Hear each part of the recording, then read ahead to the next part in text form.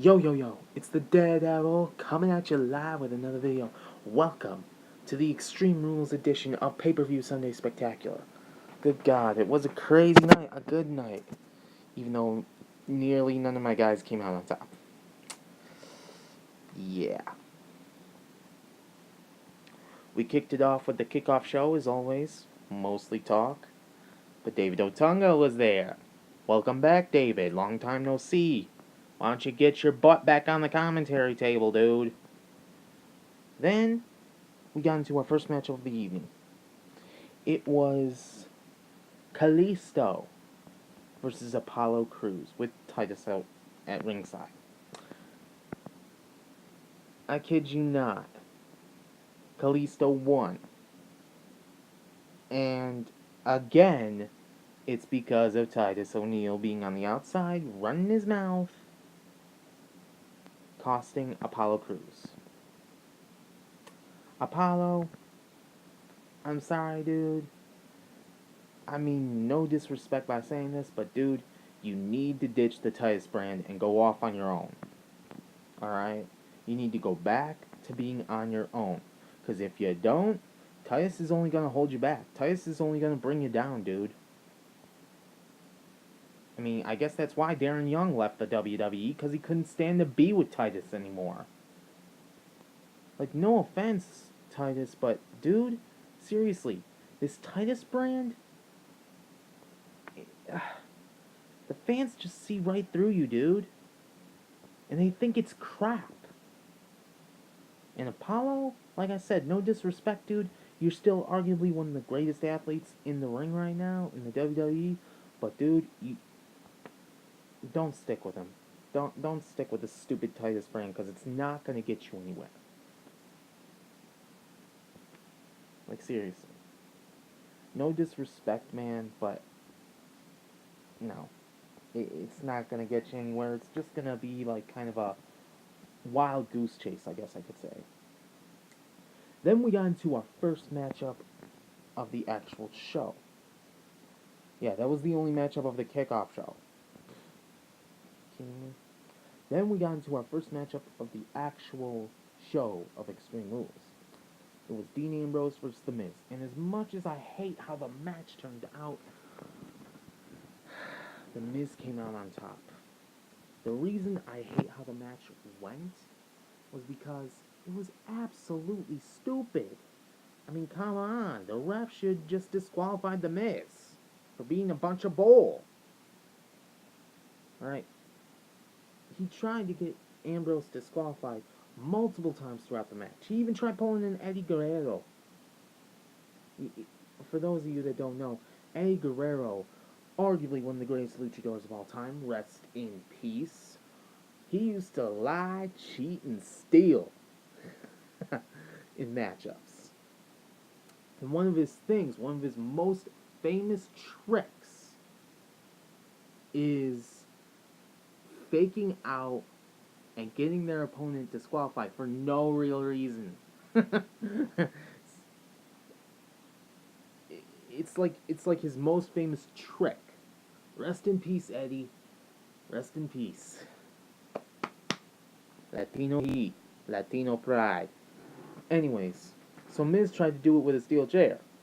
He whacked the steel chair off the ground, fell down, tossed it to Ambrose. Not exactly in that order.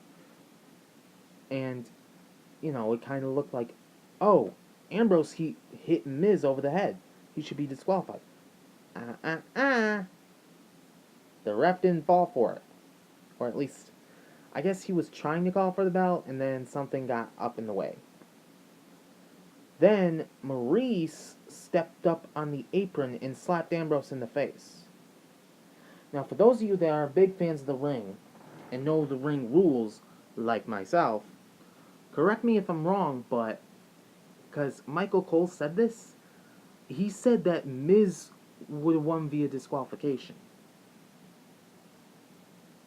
First of all, Ambrose was the one that got hit. Ergo, Ambrose would have won the match, right? Yeah, Ambrose wouldn't be the one disqualified. Ambrose would have been the one that won the match. Miz would be the one disqualified. One, because he's the one that implemented it, and two, because Ambrose was the one that was hit. He was the one that was hit. The one that gets hit is the one that wins via disqualification. You see, Miz? You see why the fans completely look at you like you're completely stupid? I'm just saying, dude, no disrespect, but I mean, come on. That's one of the basic rules in the book, dude. How can you screw that up?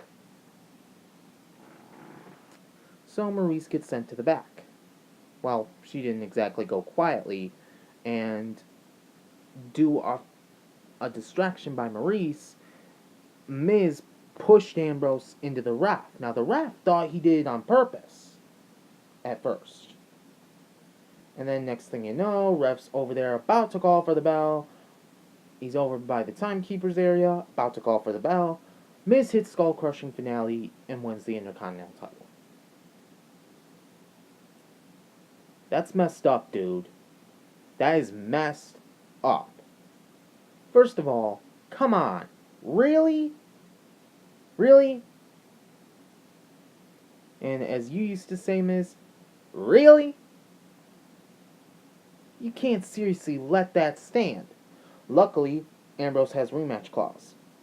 And I think he's going to invoke it either pretty soon or at the next pay-per-view, which is apparently Great Balls of Fire. Apparently they created a new pay-per-view for Raw.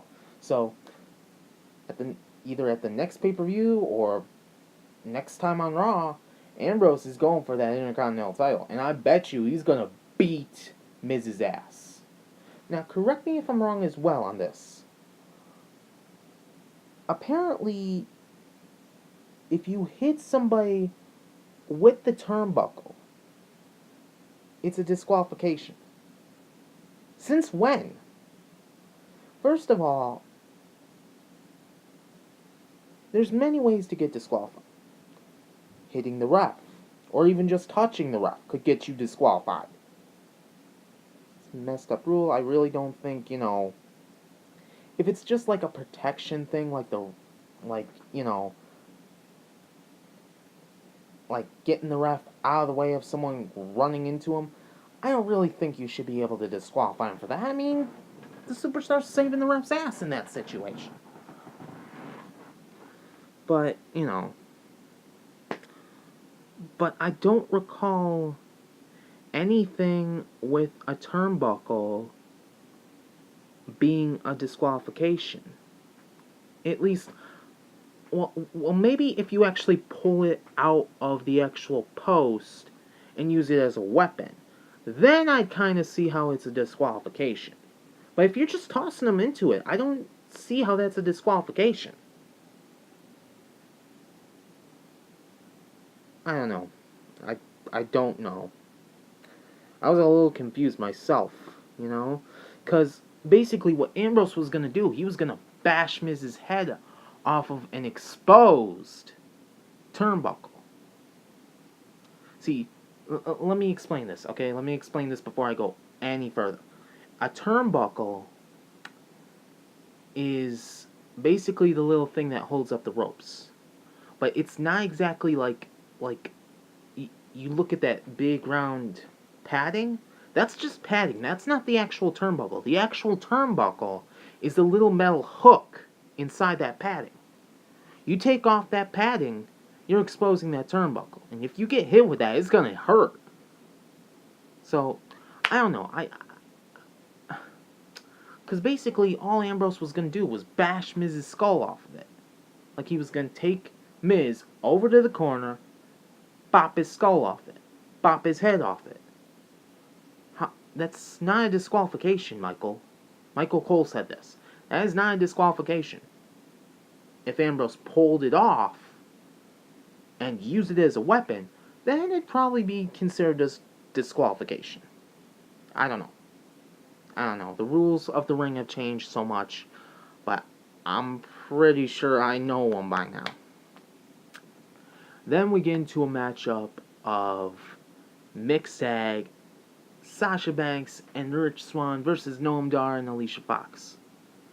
What happened?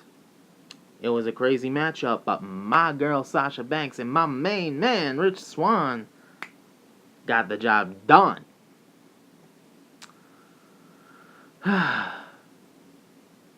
That was the only other matchup besides the one with Kalisto and Apollo Crews that my guys came out on top. Then we got into a matchup of, I think it was the Steel Cage matchup next. It was the Hardys versus Cesaro and Sheamus.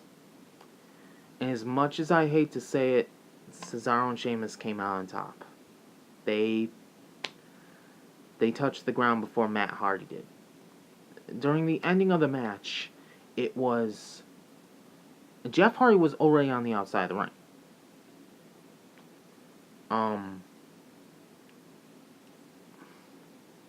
Matt had to get outside the ring.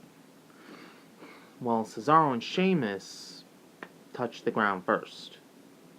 And the way you win a steel cage match is you climb over, either you climb over the wall or you go out the door.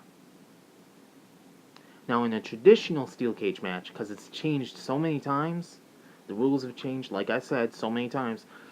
In a traditional steel cage match, you could get your opponent to tap or, pin them, and it would still count as a win. But I guess they put it as a special case. Now, this is the part I don't understand, because that's the original way the steel cage was done. That's not no special case. That's an old school way of doing it, but that's no special case. Excuse me. That's no special case. That's like the original way that the steel cage was done, because way earlier, you couldn't do a pinfall or a submission. It wouldn't count. There's no rope break, there's no ring out, count, none of that. The only way to win a steel cage way back like when Raw was War and stuff like that, the only way to win a steel cage match was to climb over the side or get out the doorway. That's it. That was the only way to win. And even at that, way back when, no one used the door. So, but again, the rules changed over time. Then we got into a matchup of Austin Aries versus Neville for the Cruiserweight Championship. This one, I didn't actually know was on the card. I didn't know it was on the match card until it came up. Well, Austin Aries brought the good fight, but Neville won. Neville won due to the ref's blindness. Now, this is the reason why I say this. Because Aries was locked in a submission. Okay, this is the closing moments of the matchup. Austin Aries, he went for a suicide dive, which is basically you run, you bounce off the ropes, and when you're going for the other side, when you're going for your opponent, you dive through the second rope and hit your opponent, normally. But he crashed and burned. He didn't hit Neville. He hit the barricade. That hurt. It must have. So Neville rolls him in the ring. He goes up, signals for the red arrow. He hits the red arrow, and then he locks in what he calls the Iron Maiden, which is his submission. Well, here's the thing. I don't know what the ref saw. Aries never tapped. And Neville won due to submission. So I don't know if there was just a missighting there, because I didn't see Austin Aries tap. Someone watch it back and let me know if I'm just blind. Because even on the replay, I watched the replay after the match was over, and I didn't see Aries tapping. I did not see Aries tapping. I saw him struggling. I didn't see him tapping. And I get in that submission, you kind of, it kind of looks like one thing or another. But to me, I didn't see Aries tapping.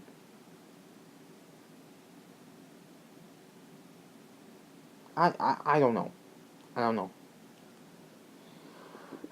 And then we got into the main event of the evening. Mainly because the matchups took so long, within each other. Oh, wait. I almost forgot of one matchup. The Raw Women's title match. As much as I hate to say it, as much as I hate to say it, Alexa Bliss retained the Raw Women's title and won the match. Bayley was this close. Bayley was this close. Sorry, I got something on my upper lip here. Maybe it's just my mustache being a pain up my butt. Bayley was this close, but sadly, she couldn't get the job done. And then we got into our main event of the evening, a fatal 5-way matchup. What's on the line? A number 1 contender spot for Brock Lesnar's Universal title. Well, I'm not mad about this one, because it's actually going to be kind of interesting to see these two go at it. Samoa Joe actually won the match. Surprisingly enough, Kurt Angle called it. He said on the kickoff show, I think Samoa Joe's going to win. And sure enough, he actually stinking called it. Lucky duck. Anyways, yeah, Samoa Joe won it. Finn Balor was this close, though. He was this close to hitting it. He hit coup de grace, which is his finishing maneuver. He hit coup de grace on Roman Reigns, but just as he was going for the pinfall, Samoa Joe came out of nowhere. I know where he came from. He came from the announcer's table. Seth Rollins hit a frog splash through the announcer's table. He was just lying on the ground since. Samoa Joe got up, snuck into the ring, and, at least I think it was Samoa Joe. It was either Samoa Joe or Bray Wyatt on that table. Anyways, yeah. Samoa Joe somehow snuck into the ring and got Finn Balor to pass out. He didn't tap. He passed out. Which really, I don't think should be a thing anymore. Like, in all honesty, you want to talk about banishing moves because they're dangerous? If the move is so bad that it makes your opponent pass out, I say, cut it. Like, I'm not saying cut the sharpshooter, even though that can make you pass out, or the, I'm not saying cut submissions, but, like, at least don't make that count. Because the opponent's passed out. I mean, I don't know. I really don't know how to explain that other than, that really shouldn't be like a thing in the ring. But we're in the 21st century. So, overall, it was a good show. Don't get me wrong. And like I said, it's going to be interesting to see Brock Lesnar go up against Samoa Joe for the Universal title. I mean, really, it's going to be very interesting because I guess I could say it's kind of a dream match in a way, because when Brock Lesnar was at his peak, Samoa Joe was off somewhere else. I think he was, like, in an indie scene or something. Either in the indies or in the old-fashioned TNA. So, he was nowhere in the WWE when Brock Lesnar was at his peak. So I think,